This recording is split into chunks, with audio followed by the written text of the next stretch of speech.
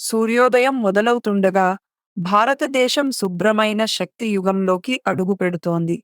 ఎడారుల మధ్యలో విస్తరించిన సోలార్ పార్కులు దేశ శక్తి భవిష్యత్తును నిర్మిస్తున్నాయి. గ్రామాల ఇళ్లపై మెరిసే ప్యానెళ్లు ప్రజలకు కొత్త ఆశను అందిస్తున్నాయి. నగరాల భవనాలపై సౌరశక్తి నిశ్శబ్దంగా విస్తరిస్తోంది. సూర్యకాంతి ప్రతికిరణం విద్యుత్తుగా మారి జీవనాన్ని ప్రకాశింపజేస్తోంది. సాంకేతికతతో ప్యానెళ్లు నిరంతరం శక్తిని సేకరిస్తున్నాయి. దేశవ్యాప్తంగా శుభ్రమైన విద్యుత్ ఉత్పత్తి వేగంగా పెరుగుతోంది. సౌర పంపులతో రైతు పొలాలు మరింత పచ్చగా మారుతున్నాయి.